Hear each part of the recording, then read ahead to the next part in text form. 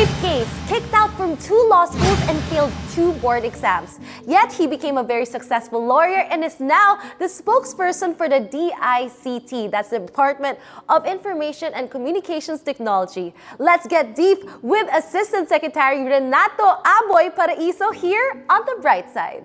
Asking me about my 2 days in prison is, I learned that I didn't want to be there. Pero being as young as we were, nakakatakot pa rin. It sank in nung they were typing in the charges na. You remember, di ba, parang you were being asked what happened. Punta na kami ng 3rd year, I was an officer sa frat, then I got in trouble. Rumble, mga ganun. Meron din kami QPI, so, na hinahabol. So, I got kicked out because of those 2 incidents. Then, lumipat ako na law school. Tapos yung mga karambol ko, lumipat din na law school. Ay, so yung mga, okay, they went to the same school, nagkitaan na naman kayo. Nagrambol ulit kami. But you also became finally a lawyer na. So how did you start off as a lawyer, as an attorney? Clueless. Totoo, kasi di ba parang May ka ba nung time na yun? What were your hopes and dreams, or were you just gliding make along? Make your parents proud. Ganun lang muna. Ganun. It started off that way. Okay. Parang make your parents proud.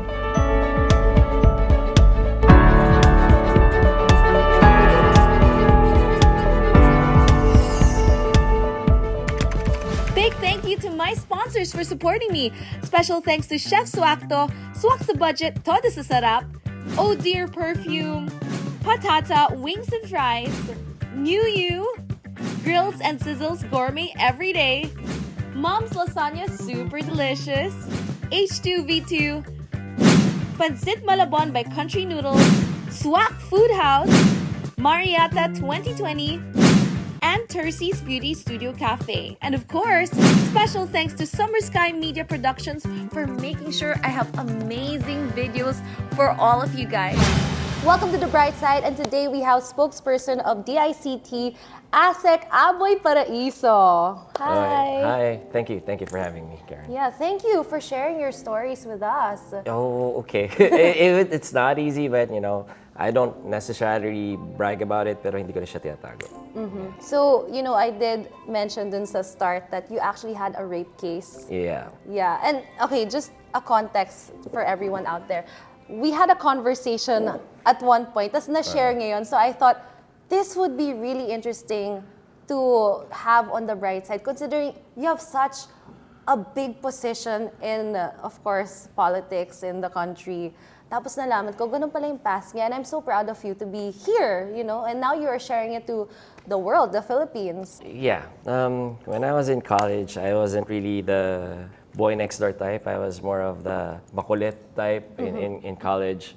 I didn't take studies seriously. I just want to hang out with friends. And then it was, I think, 4th year in my major. We had a soiree of sorts.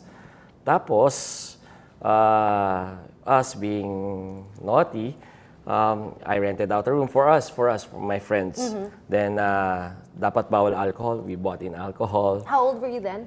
19, 20, I think. Yeah. So, we bought in alcohol. So, yung mga juniors, we invited them. They drank. Then, the next day, we just found out that, someone was filing a case. Initially against us sa school. Then she went further and filed a complaint with the NBI. Is this a schoolmate in college?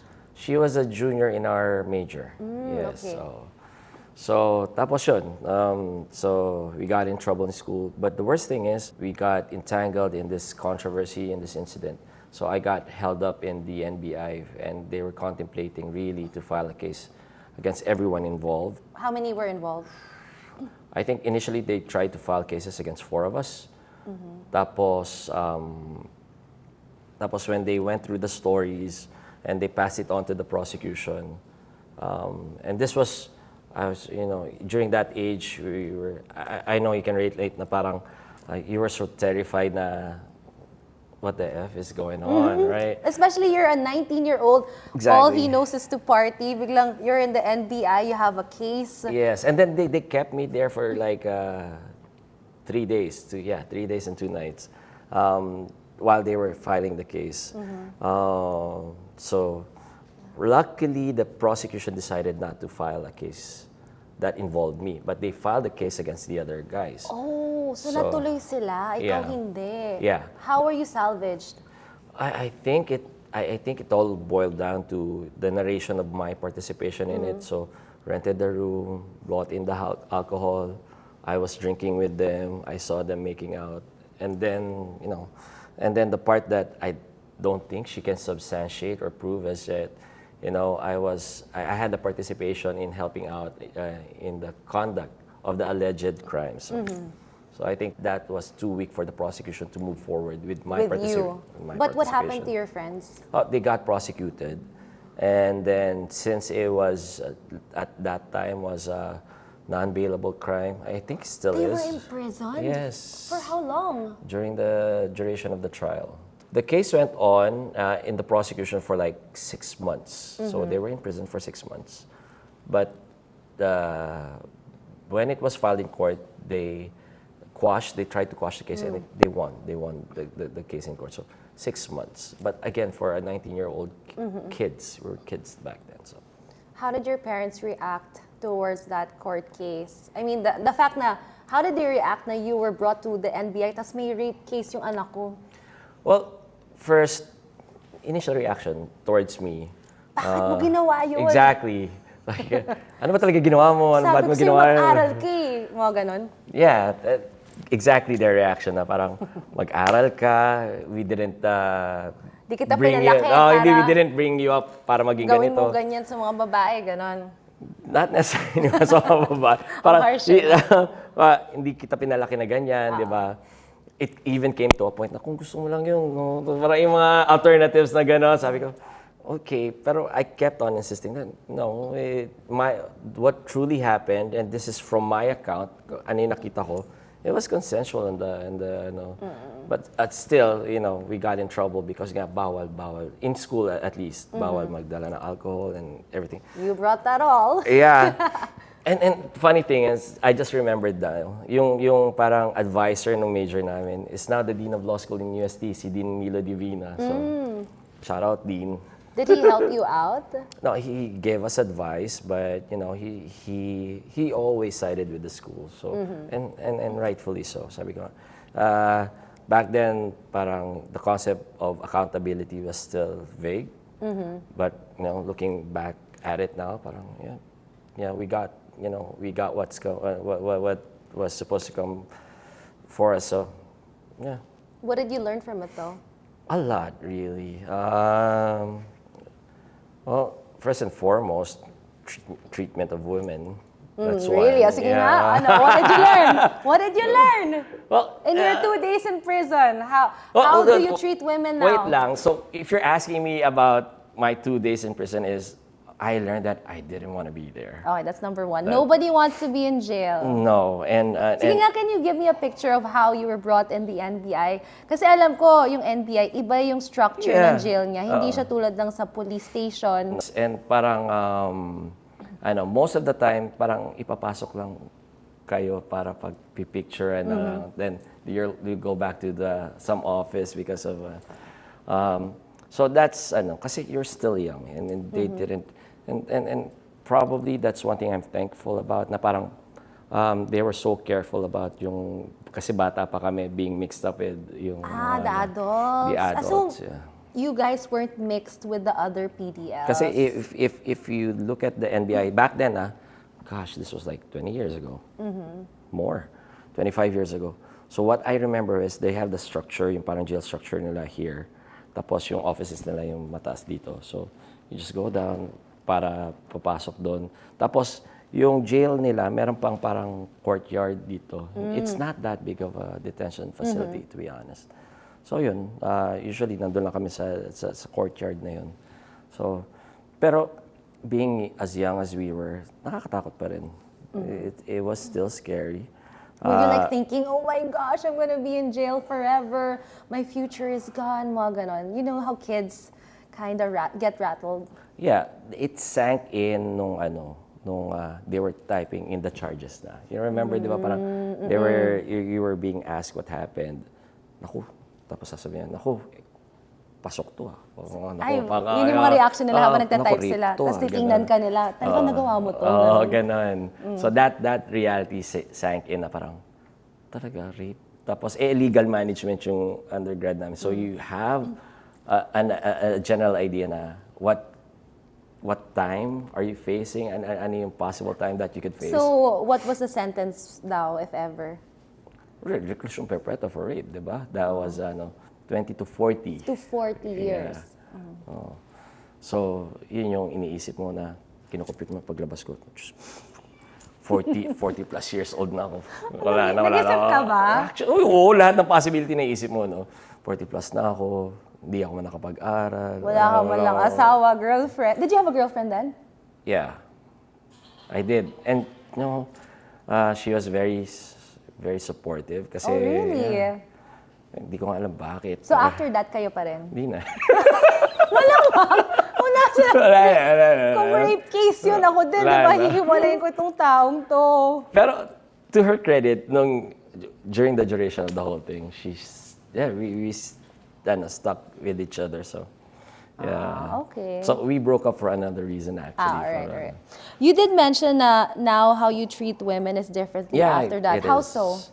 Parang you're more careful about, even if women, I still carry it today. Parang parating nasa isip ko, not only that I have to be careful about myself, but yung intentions din ng mga, especially pag inuman, mga ganun, di ba? Tapos you try to do parang you build a wall na hindi na ikaw yung aggressive before. True. Di ba? You really have to create a border. Yeah. Before that happened, ikaw yung aggressive, kahit anong gawin mo. Masyadong friendly. Hindi nga. Borderline harassment na kiss na lang. Parang ganun. Ikaw yun noon. Ngayon hindi na. Oh, hindi na. Kasi people can, you're right actually, Yeah. women can actually feel na parang hindi pala sila comfortable, pero hindi nila masabi on the spot. Yeah. Bigla na lang may reklamo na about you. Yeah, and the same thing with me. Parang I doubt na rin yung intentions ng mga, unless you've been with them for some period and you get to know them, you doubt their intentions as well na parang, bakit bigla tong chatty sa akin or bigla tong sobrang friendly, sobrang chummy-chummy sa akin, di ba? Parang, so yun, that's so it goes both ways na parang, that's why the wall thing is up there. So. Hindi ka naman na-traumatize. Hindi naman, kasi hindi naman ako yung parang yung like what other PDLs and I can just sympathize with them because my fear was their reality. Tapos parang all the stories you hear and I think that's a big problem also that because of during those times they really wanted to put the fear of God in you na pag nakulong ka ito mangyayari sa iyo. So your thinking and your concept of the people in jail are sobrang exaggerated on the negative side. Yeah. So parang takot ka for yourself na bata pa ako, marirape ako dito. So, yun yung mga nasa isip mo. Tapos, more of the fear for how to survive rather than yung sa future, parang na yun eh. Yung, afterthought na lang yun. But rather, Pero right here, right survival now. yung iniisip mo ngayon. And imagine you were only there for 2 days. 3 days, 2 nights, NBI right? pa. Sa NBI pa, hindi pa yun yung tunay na jail. Exactly. Pero ang dami mo ng mga realizations. Now, after this rape case, which did not prosper, thankfully. Yeah. Okay. Now, you went to law school. Yeah. How was law school like? Tsaka why law? Kasi ganito yun. Talakot ako sa second. Ang dami mga kwento nito. Hindi kasi like I said, I was not that, yung gustong-gusto ng mga magulang na anak, matigas ang ulo ko. So, we had this agreement with my parents, si mama, si papa dati. Na pag after college, you can do whatever you want. That's what they told me. Yeah. That's why I didn't do corporate. Exactly. I did entertainment. So, you can do whatever you want. Yeah. Sabi ko, okay, sige. So when I graduated from college, so I told them na parang I don't wanna work, I don't wanna pursue any studies na. Kasi legal management was supposed to be preparation for law school.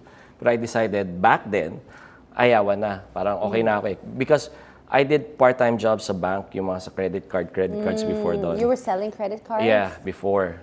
Tapos parang medyo magaling ako doon. Parang, Sales? Feeling ko nga magaling ka sa sales. Galing mo magsalita eh. Hindi, basta parang magaling ako doon. Tapos sabi ko parang ayoko na ayoko na mag-law school. Tapos sabi niya, okay, fine. We'll live up to our agreement. Tapos, di ba, pagbata kami, ATM ka, tapos check mo yung ATM mo. Pag check ko na ATM ko, wala nang laman, te. Wawa naman. Wawa, talaga, wala nang laman. Tapos, tinanong ko, because of mami ko, what happened? Parang, bakit natigil? I initially thought may problema pa kayo, naghihirap na ba tayo, ma? Parang gano'n. Di pa. Tapos sabi niya, sabi mo, ayaw mo na mag-aral. So, Ay, magaling ang parents. So, wala na ring allowance. Then, the prospect of law school became more attractive to me. So, pag nag-aaral ba ako ng law, tuloy pa rin yung allowance.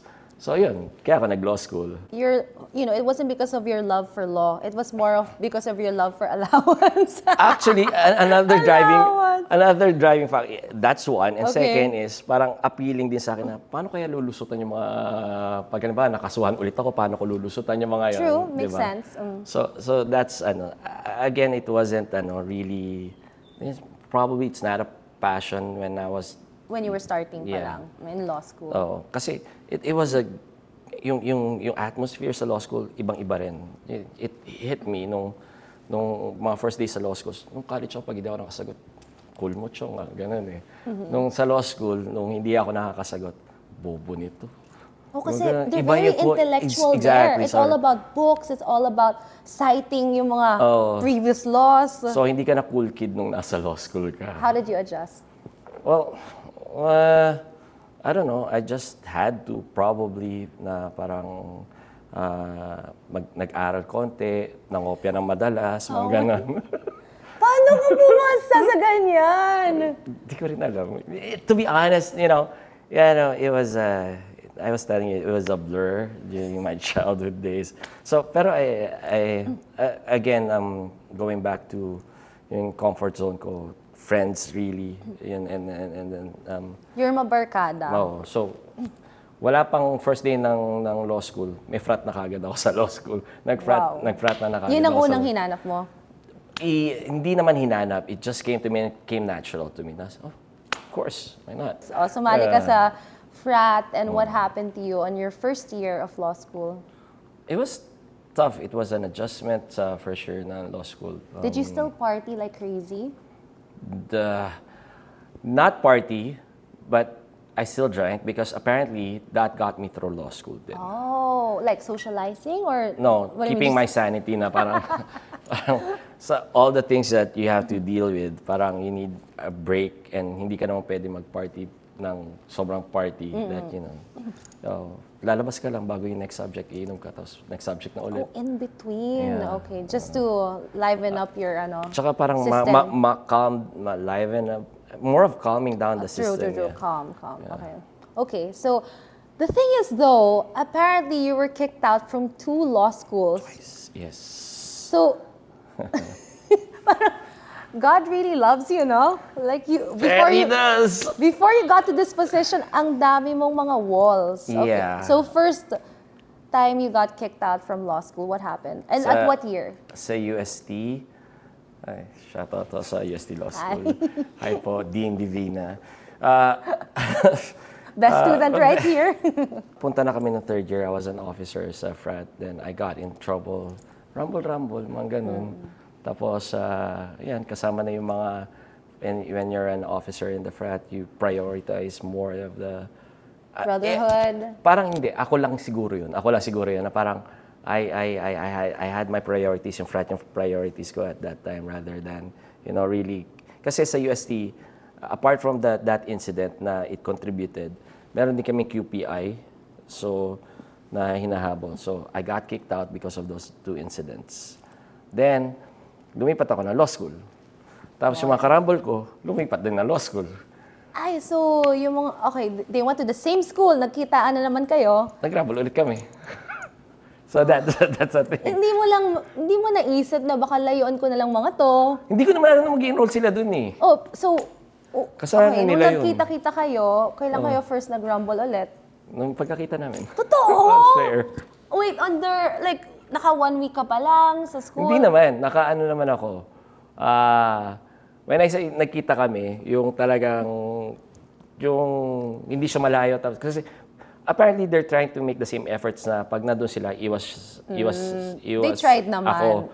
Pag andito ako, iwas din sila. Pero this one incident na talagang kayo. nakita talaga kami. Ayun na, ganun ulit. You wanna hear a more crazy story? Yes, please. Apparently, the bar is a great equalizer for everyone. So, pag nag-bar exams ka, everything else Bar doesn't... exam, akala ko sa tugs bar. Exam. Pareho rin. Pero bar exam. Okay. Pero yung bar exam. You have to be specific. Okay.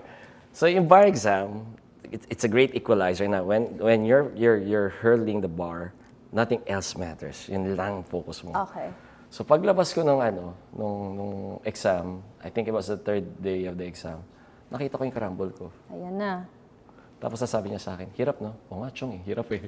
So okay na kami. And yung isa pa na he's one of the closest friends I have din, yung isang karambol ko, na who's now a prosecutor somewhere up north. So, yun. So, sa bar exam kayo naging friends? Oh, we didn't even talk about being friends or nagsorry kami sa isa't isa. No, we just understood that it happens because we're in different sides of the spectrum when it comes to fraternity law school. So To just realize that in a bar exam. yeah. So you went to your 3rd law school though? Yeah. Diba? So 3rd law school, natapos mo naman without any brawls? No, 3rd law school ko, my choice na lumipat ulit kasi I was, hinahabol ko na makapag-exam kagad ako para matapos na yung law school. How many years were you in law school? 5 years. How many ba usually? 4. Dapat? 4, okay. So in my 5th year, sabi ko pag mag-stay pa ako doon, medyo tatagal pa ako, I just decided to transfer. And, nag-all in ka na, sige, tapusin ko lahat ngayon. Get it over with and then face the bar exams. I'm wondering, like, what were your parents feeling, thinking? Siyempre, tuition fee, bayad nila. Tapos, kick out ka na naman dito. Tapos, kick out na naman dito. Feeling ko manhid na sila. Oh, wala na. Wala na. Sa dami nung pinagdaanan ko. Kasi kung ako yun, alam mo, ikaw na lang magbayad ng tuition fee mo. Walang ganon. Wala naman. Thankful naman ako sa parents ko na they didn't abandon any of us. Oh, they had faith in you. I don't know what they saw. Apparently, they did. Pangilan ka ba? Panganay pa nga eh. Ooh, what Yeah, an the first. example. All right. And you're the only one who's bulakbol in your family. No, I think... Oh, kasi yung sumunod sa akin, doctor, he was the goody two shoes. I think the 3rd one, medyo kaugadi ko. The 4th one was medyo okay din. Yun din, lawyer din, yung 4th one. There's a balance between you guys. I think so, yes. And we come in sets. So me and the one next to me, we came in like a year and a half apart. Tapos after 10 years, tsaka na pinanganak ko ulit yung 3rd and But you make it easy for your family because he's done it, so they're all angels to your parents, diba? I think so, I yes. think, diba? Ang galing. Yes. Okay, so now you're in your 5th year, your bar exam is coming up. So apparently you failed your first one. And my 2nd. And your 2nd one. Yes. O, diba? There's a lot of failures, a lot of Challenges. rejections that happen to you. So your first one, let's go through the first time that you took the exam. How was that? It was hard. Pero, and the bar confidant can attest to this, na I did well enough. Nag-DQ ka lang sa isa subject. Sa law school kasi, sa bar exams kasi, if you get a grade below 50, wala, disqualified ka na even if you did good. And even if you passed. So that was my first exam. My 2nd exam was not surprising. I failed in a subject called ethics. My God. That drove my mom crazy. Yeah. It aligns to what happened in the past. Yeah, it drove my mom Just crazy. kidding. So, So yeah. you didn't pass ethics. Yeah. And then? Tapos, nung 3rd exam ko, yun yung dapat bagsak ko. Ang grade ko noon, I can distinctly remember, grade ko noon 72.90 something. So, 73. So, dapat bagsak na naman ako. Apparently, nung bumagsak ako, tsaka pa ako naging abogado because the Supreme Court lowered the threshold to 70 because konti lang yung pumasa nun that year. Thank you, Lord. Lord? Yung standards binabaan para lang mas... Yeah, para lang parang may pumasa. na 20% of Oo. all those who took the bar exam that year. So, you were part of the 20% Na pumasa. na pasang-awa. Pero pumasa. Pumasa naman regardless, diba? What a miracle.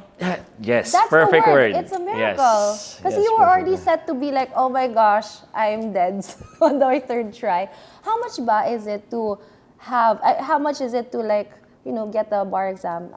Di ba It's- mahal yun? Like the whole, No, it's not. It's like during our time, it's like around, the reviewing pa lang. the review, hindi na nga ako nag-review ng third take. Hindi na ako nag-review school nun eh. Nag-Starbucks na lang ako nun eh. Starbucks. Tip yun Starbucks. Kasi na-feel ko when I'm in a review center or nape-pressure ka because everyone was saying na, tapos ko na to. Ikaw hindi pa. So magja-jump ka na subject, tapos hindi mo tatapusin. So nape-pressure ka. So, no third take ko, nag-Starbucks na lang ako. Tapos dami rin nagre-review eh. Okay naman yung environment na, at least yun, hindi kayo magkakasama ng law school, tsaka you review sa sarili mong pace. So, yun. Mas magastos nga lang, yun yung magastos. Yung review center ng Starbucks, mas magastos yun. Totoo, every day. Di ba? Tapos Different drinks. nakakahiya naman na isang drink ka lang buong araw. Ay, So, oo, isa sa kailangan morning, isa sa dalawa. afternoon. Tapos may pagkain pa yan. Yeah. So that was your everyday life. You were Yes. there getting coffee, studying by yourself. Yes. No, you have friends. You develop friendships there from other law students, nursing students, med students. So, yun. Yung smile mo, parang iba yung ginawa mo. No? Parang Because- socialize ka lang eh. Because I met my wife there. Oh my gosh, that's so cute. Sige, let's talk about that later. No, sige, let's talk about it now. What was she studying for? At nursing licensure exams, yeah. Oh, nice. So you were at the same level. You were both getting into your bar exams. Tapos siya licensure exam. Naglandi ka lang ata nung time na yun eh. Kasama na yun. So nagtabi kayo? We know each other because same village, pero magkahiwalay kami ng table. Tapos konti-konti, Palapit ng palapit yung table. So she was sitting on the same spot and you were sitting on the same spot all the Apparently, time? yes, sa Starbucks at that time, pwede yun. Mag-reserve ka ng spot mo. Okay. So, yun. So palapit ng palapit until to marriage na. Hindi, ano pa yun? Binasted pa na ako noon. Oh, kailangan talaga ikaw, yung tipong personality mo, binabasted muna. Talaga ba? Nire-reject. Hindi, kasi your entire life, it has always been that way. I think that's the Yeah, binasted pa niya muna the process of your life. Yan. So, tama. Binasted. After 2 years, tsaka lang kami para nagka-reconnect ulit. Tapos, Good job. Yeah, that's how you make a man run after you more, diba? Di totoo yun. Nahirapan ka ba? Na-stress siya. Oo, hindi totoo 2 yun. years, diba? So hindi kayo nag-uusap Baka lumaki for 2 ulo years. eh. Well, hinabol mo naman siya. Yeah, for She's sure. worth it, Yeah, for diba? sure. So 2 years, and now you guys have been married for how long? We're celebrating our 13th anniversary today. Today? Oh my gosh, happy anniversary. That's why you are dressed this way. Yes. Sharing all of your stories from the past. Bearing my soul, yes. Very nice stories. Okay, so I'm so happy for your anniversary. Yes. But we have to talk about the fact that you were finally a lawyer then, afterwards, diba? Siyempre, Yeah. bar exam, pumasa, oh my gosh, thank you Lord, miracle. Met pa the love of your life, diba? Although it didn't match up that time yet. Yeah. But you also became finally a lawyer na. So how did you start off as a lawyer, as an attorney? Clueless. Totoo. Kasi di ba parang Ambition ka ba nung time na yun? uh, What were your hopes and dreams, or were you just gliding make along? your parents proud. Ganun lang muna. Ganun. It started off that way. Okay. Parang make your parents proud. Tuparin yung mga pangarap nila sa buhay, which included me. So, yun. So, it started off that way. Tapos, during the time that I was waiting for the results at the bar, I worked at BPO. Sa BPO. So when everyone found out na parang I passed the bar, parang lahat ng buong building nagpapalibre doon sa BPO. So I was when you were asking me what my plans were nung pagkapasa ko, I was thinking of going into the legal side ng BPO industry. Ayun. Pero apparently they were not hiring. Tsaka parang yung sweldo ko nung agent ka at saka yung sweldo ng abogado was too much of a jump for them diba? So I went to a law firm, a middle-sized law firm, because someone advised me na don't go to the big law firms. Although wala namang mag-offer siguro sa akin big law firm that time, diba? So I went to a medium-sized law firm kasi kakilala ko yung may-ari ng law firm, kapitbahay namin. Tapos yun, thankfully na parang that decision paid out dividends because talagang natutukan ako. So, at the very first year of my practice, I went to court kaagad. I was handling cases kaagad. Hindi yung parang pag sa law firm ka parang... Is this corporate law or like criminal? Litigation. Okay. So... Wait. Can you explain litigation? Litigation is when you go to courts. Kasi in corporate law means more of contract drafting, negotiations, yung mga ganun. Sa litigation, you go to courts, whether it's a civil case, criminal case. All kinds. All kinds of cases, right? What was your first case? Land dispute at first. Then, wala akong major case na malaki during my first 2 years do sa law firm na yun.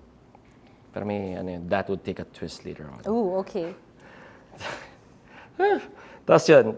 So, apparently working in a BPO and having that kind of confidence being thrust in you builds up your confidence as well. So, parang, I was cocky. No, the other lawyers would look at me, but sino ka ba? Mga ganun ka parang kasi... They call you Bagito, diba? Oo, sino ka ba? Pero you were, because, you can speak real well because of your training. And the confidence that the bosses put upon you na parang, bihira yun eh. First year pa lang nag-appear ka na sa court. Bihira yun. True. Yeah, first year ka pa. Usually, ikaw lang yung nasa side na yes, nasa sideline ka lang. Nagpa-paperwork, print, taga-check, ganyan. taga-buhat ng gamit. So, there. So, I got my confidence there and apparently carried over to the rest of my career. So, after that, I went to an American. I went to a corporation. I got VP on my third year. I got VP for legal in that corporation. I went to Clark for 3 years. I was chief legal counsel of an American firm. Then I put up my own law firm. Wow. In how many years were you able to put up your own law firm? So 6 years, 7 years. That's a pretty fast-paced progress. Yeah, but mainly because siguro confident ka na you can get your own clients, because that's, parang yun na yung circle na you run around in, so. Is that the twist you said? Or iba pa yun? Ano Man. yung twist? Ano yung twist na Di ba I sinabi? was mentioning earlier, and I hope my friend doesn't take this against me.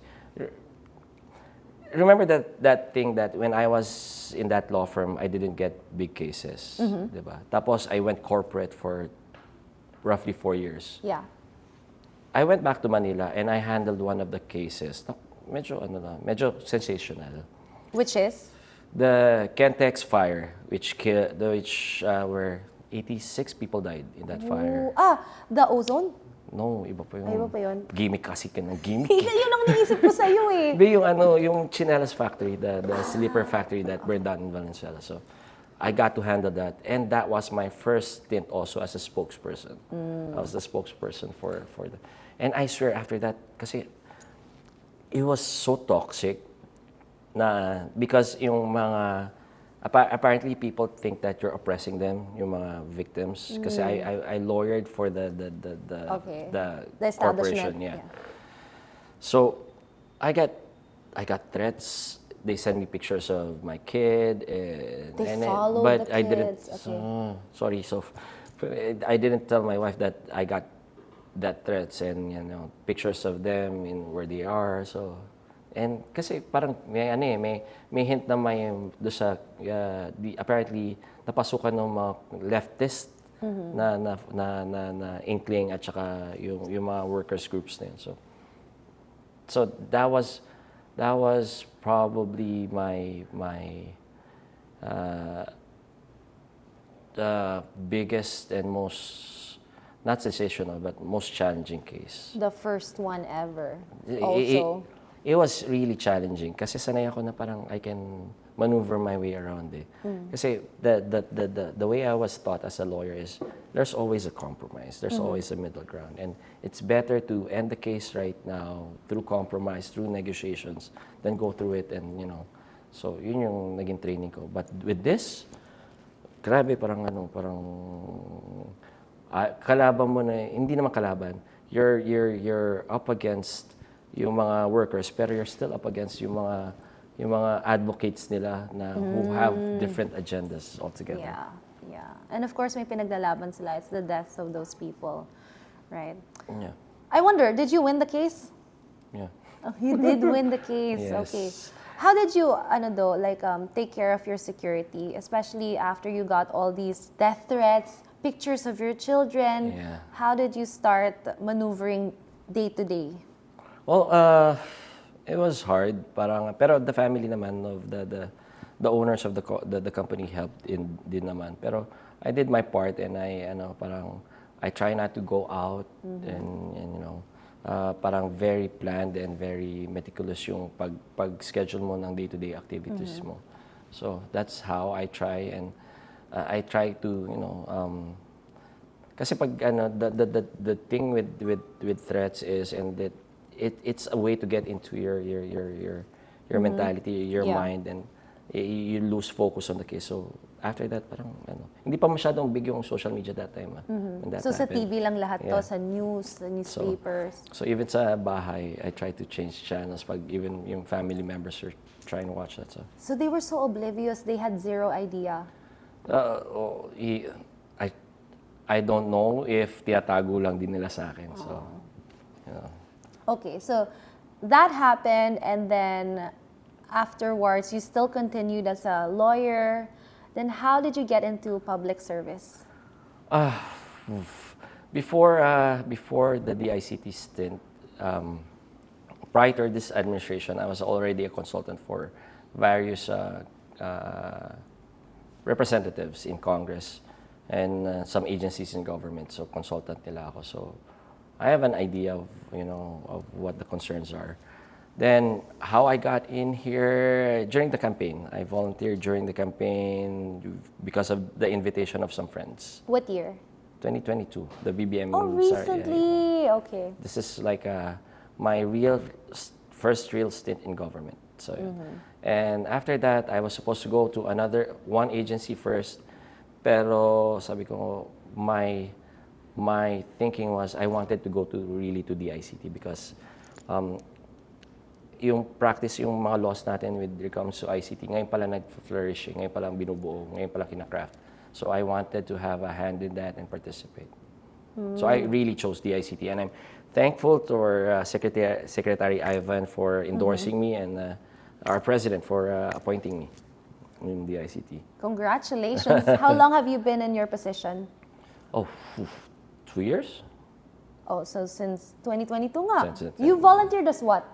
As a lawyer and as one of the lawyers in the messaging group in the campaign. And they liked you enough to offer the position to you?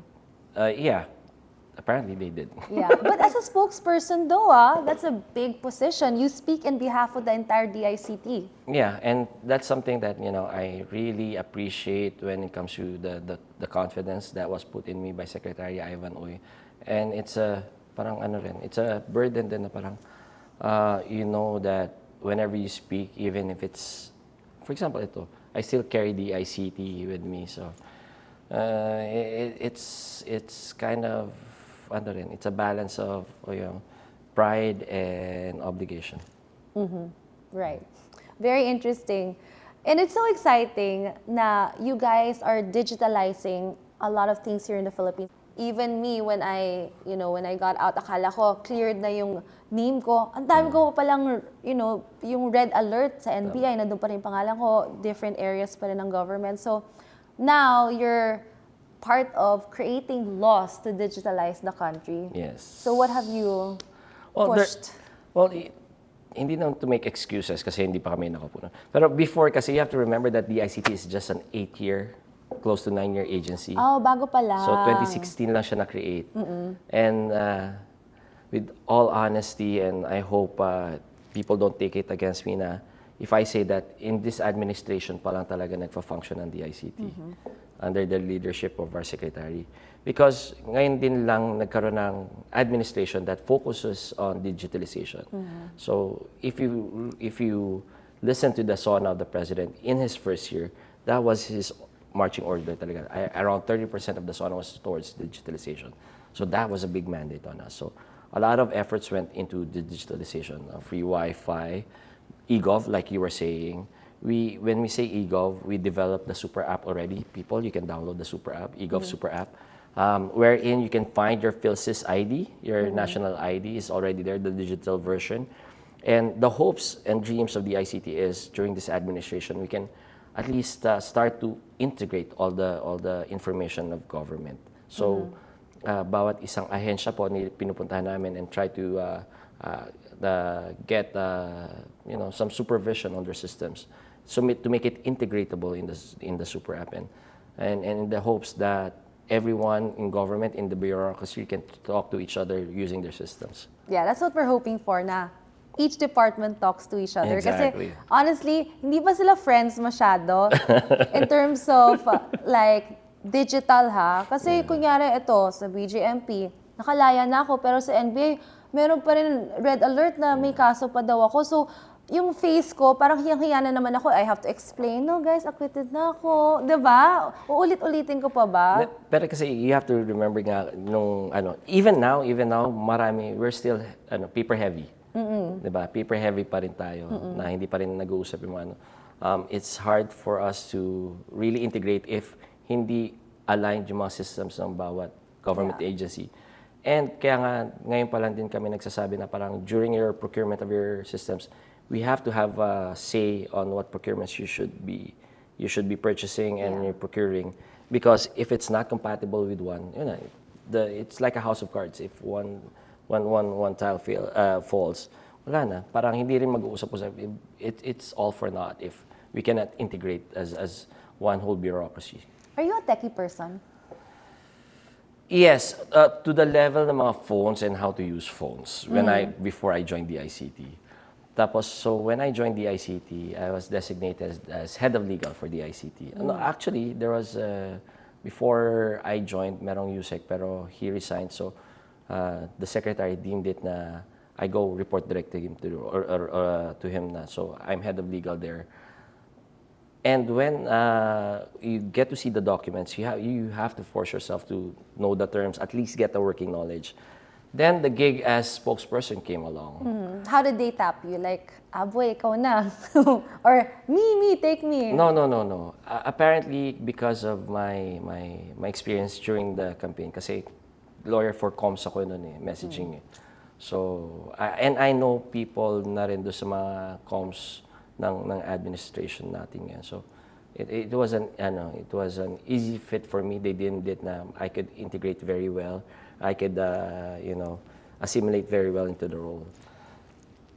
But when that role came along, I had not only to have a working knowledge but be intimate with all the things I was talking about. So yung mga systems namin, the programs namin, even yung mga satellite technologies, yung mga so I had to force myself to know all about these things. So in 2 years' time, you were able to absorb all of that. And a lot more parang na kailangan pang aralin. So we have the national ID. Yes. That's being, distributed already. Ba't ang bagal ng ID? That's to be fair to the ICT. And digital yung side nyo, diba? Pero yung actual ID, bakit yung iba, naka 1 year na wala pa rin ID? So, I think there was a printing problem with the, sa PSA, na do sa supplier nila ng cards. So, that's why the President tapped on the ICT to roll out the digital form of the national ID, which was now integrated into the super app. We already rolled out around 80 million digital IDs. Digital.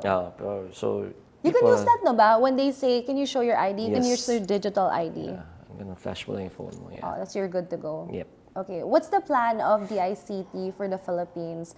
So you said free Wi-Fi. Does that, what's the ruling ba now na you give free Wi-Fi where? To this is where the briefing comes in. Geographically isolated and disadvantaged areas. So yan yung mga wala hong mga internet talaga. So that is in line with the mandate of our president to leave no one behind the digital divide. Every part of the country has to be connected. Kasi kung wala naman talagang connectivity, wala yung digitalization natin because no one can, access the services of government if hindi wala akong internet. So paano? Pipila ka pa rin. Paper ka pa rin. So ganun. So you're saying, expected nyo within so-and-so time, yung mga bulubundukin na area, mga sea area, whatever, basta yung areas na walang cell size, lalagyan nyo ng internet. That's your responsibility. That's our mandate. That's pero it's it's a tall task din because what I have to contextualize is if we do that, we need around 125,000 access points or sites. And that would entail that every year we pay around 60 billion pesos. Ay, kasi bayad ng government yon, bayad din ng Pilipinas. 60 billion a year. As a national government agency, mahirap para sa DICT yun. So that's why we're relying on the LGUs to pitch in na siguro after, and this is a model developed by Secretary Ivan O pwede naman, after 1 year na mag-install tayo magbayad ng subscription, sila na magtuloy, mga LGUs. Because nga, there's this ruling, yung Mandanas ruling, na lahat ng pondo, yung nadi-devolve na doon sa LGUs, hindi na sa national government. So basically, tutulungan nyo sa first year maybe, and then sila na magko-continue. Basta at least you gave them a way to have internet. And hopefully in the near future, we'll have a proof of concept na it's a working model for free Wi-Fi. Kasi constituents naman nila yun. Yeah. Diba? So 2 years in, what can we expect from you in, ano bang duration ng ASEC? Forever ba yun? Hanggat may trust and confidence sa akin yung appointing power. Ganun, boss. So, for the next, hopefully within this administration, whoever is in the ICT, I think that the marching orders are still to digitalize every part of the bureaucracy, integrate all existing systems, yung hindi ma-integrate, palitan. Then afterwards, yung ELGU natin, help out, kasi national government yun Tapos sa LGU naman, help the LGU, yung mga hindi kakayanin kasi there are some LGUs that can do yung ease of doing business. May sarili na sila system that can procure. Yung iba kasi mga 5th class, 4th class, 3rd class, and even to 2nd class municipalities, they don't have the resources. So kami nag-develop kami ng sarili naming ELGU which we can give out sa mga LGUs. So yung government data centers is also in the works because hopefully we're aiming to be the next cyber hub of Southeast Asia since nag-close down in Singapore. Ooh, okay. So exciting. So much things happening for you. Yeah. Any challenges though being new?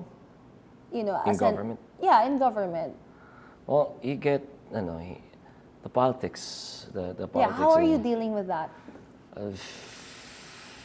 Keep your head down, do your work, and have this acceptance that by tomorrow you can be out of government. Kasi appointee ka you're there because of trust and confidence. If you lose that trust and confidence, then you're out. You have that acceptance, but as long as you're there, you do your job. That's how you drown out the noise and the pressure of politics.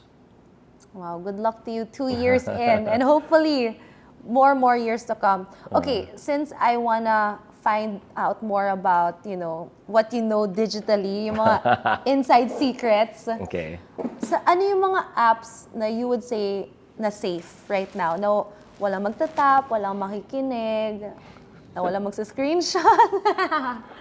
Basta yung safe ka. Yung screenshot yata it's a I staple know, feature. yeah. But I meant to say yung safe ka, like there's nobody watching.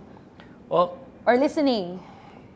We have this philosophy among the community na parang when it comes to over-the-top services or yung mga OTTs natin na applications, which is like your standard internet messaging platforms, mamimili ka na lang kung sino yung makikinig sa'yo. So whether it's the Russians, the Chinese. Where do they listen? So I think baka friends natin na Russians, marami tayong friends. Hi. I think sa Russia, I know WhatsApp is China. Russia is not Threema. Threema's really safe Ano pa isa? There's Telegram. No. Not Telegram. Yeah, Telegram. There's someone listening to us sa Telegram because they say that's one of the safest apps. No. Okay, ASEC ABOY says Telegram is not that safe. Sabi ko, you choose who you listen to. Yeah, I see Viber as well. Yes, it's not that It's not that secure. Yes. So, anong natira para sa There are atin? certain paid apps, yeah, like Trima. I mentioned Trima kanina. I've never heard of that actually. Exactly. Okay. It will explode because of this bright side. Yeah. Trima. Okay. Because walang nakikinig pa doon. It's a paid app, so the security systems and yung value for the customers is really more premium. Okay. So, that's one thing na Sir Aboy is like saying, dun daw tayo. Sa mga madaming tinatago. Okay. ASEC, di ba nakita mo naman yung may mga screenshots na lumabas, right?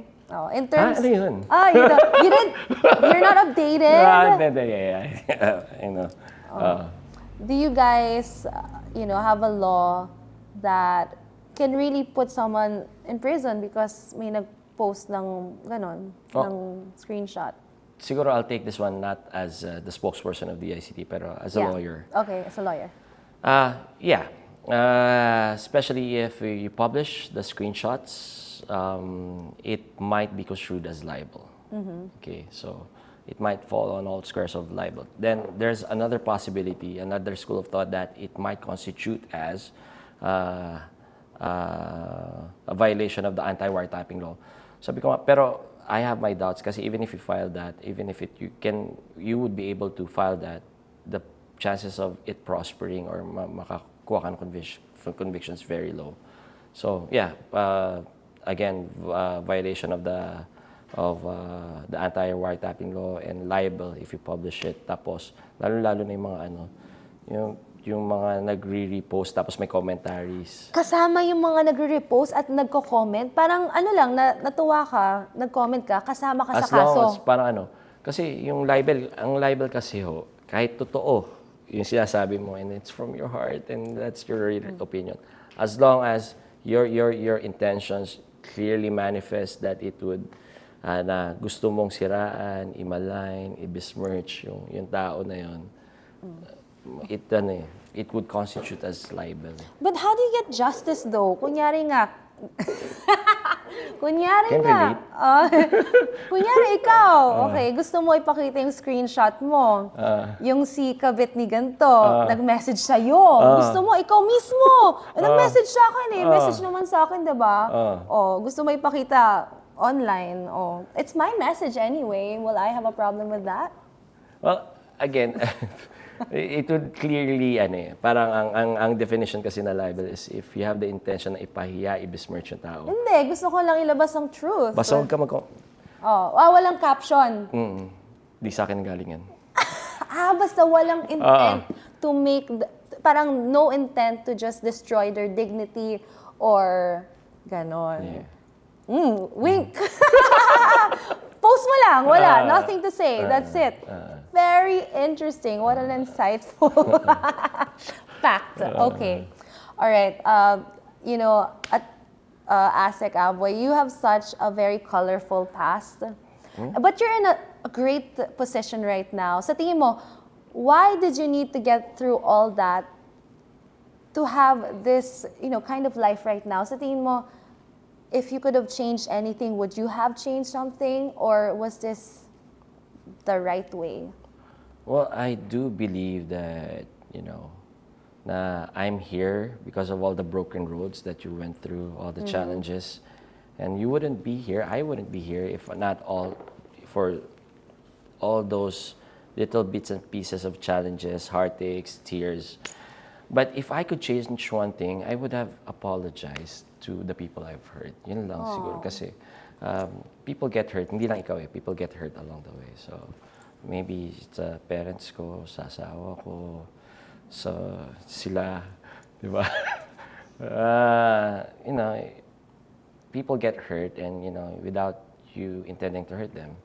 But again, if you would change one thing, you wouldn't be here. So, that's it, siguro. Yeah, just apologize for the people I've hurt and I've disappointed. Pero siguro, wala kang babaguhin if you still wanted to end up here. Maybe if you were such a goody-good two-shoes guy, you would not be in your position now, no? I would be holding on to high school glory. True. College glory. All right, a message to all the people right now that are still in the phase na bolakbol, na confused, di nila naintindihan bakit ako na-kick out. Kung ma-party ako, wala na ba akong pag-asa sa buhay? Baka wala din akong direction. Tsaka para din sa mga parents na pagod na sa mga anak nila na parang wala na atang patutunguhan tong anak ko. A message to all of them. Well, first and foremost, doon sa mga dumaan or dumadaan sa mga pinagdaanan ko ho. Well, there's a way that you can live life without really going to the extremes like I did. Siguro ho, keep a balance in your life probably, but don't lose yung kung sino ka, don't lose your personality, don't lose your individuality because of trying to be someone who you're not.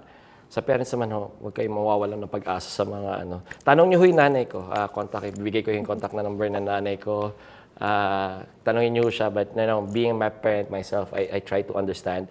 I try to support my children in whatever ano yung gusto nila. Kasi for example, yung anak ko gusto ko mag-basketball kasi yun, di ba? Nasa US siya. He wants to play baseball now, even though it guts me that he's not playing basketball with his height and his skill level. I try to support him na lang and be supportive and be encouraging to him because that's his passion. So and whenever he falls, whenever he trips, I'll be there to help him stand up. Pero I won't be there to cuddle him and I'll be there to support him. Pero wag niyo ibe-baby. Let them learn from those mistakes. And yun lang. Siguro, yun. Yay! Thank you so much. ASEC, ABOY, PARAISO, all the things you've been through are building blocks to get you to where you're at. For sure. Diba? They're all stepping stones. Although, kung iisipin mo sa moment na yun, ako as a parent, I'd be like, Lord, bakit ito yung ginagawa ng anak ko? Especially siya pa yung panganay. What an example for all my children. But of course, there's no right path. I mean, there's no straight direction. Sometimes you really have to go through that phase in order for you to start becoming the person you're meant to be. Ngayon, di mo na ginagawa yung mga bros, siguro naman, diba? Friends. Friends mo na lahat. Friends lahat. That's one thing you learn in government as well, Apparently, it's better that, you make friends rather than enemies. Ayun, that's why you're a spokesperson because now you understand. Now you understand relationships, diba? For males and females. So, ngayon ko lang na-realize din eh. Ako rin. Sa bar exam kayo, diba, naging friends? And ngayon, we're helping out the country and that's where we're friends, diba? We're all taking care of each other because we are for a bigger purpose. Yeah, I do believe that parang everything that's happened to you is for something greater, and if not for the trials, really, you wouldn't discover that purpose. You wouldn't discover kung ano yung talagang akala mo wala lang. Pero after the trials, you discover a new passion. I think that's good for everyone. Na parang discovering your own passion na hindi dinikta sa'yo. I think a lot of people will relate to you, especially yung mga party boys and party girls. But thank you so much once again, ASEC ABOY PARAISO. Guys, he is the spokesperson of DICT. We hope you enjoy the bright side where we see the bright side of life. And today, para sa mga black sheep yung episode na to, sa mga parang lost na lost pa sa mundo. And guess what? You can actually be a public servant or someone very prominent in life. Pero it took a while to get there. Syempre, kailangan magulo muna, then gaganda din ang buhay. So for everyone that's tuned in, do not forget to comment below if you guys related or wala lang, may gusto lang kayo sabihin. Please do share. And don't forget to like and yan, isubscribe nyo na tong channel ko and click on the all notification bell para malaman nyo na something's new coming up. And doing this, of course, will really help out the channel's algorithm so you'll always know what's new on this channel. By the way, my name is Karen Bordador and this has been The Bright Side. See you guys next time! Mwah!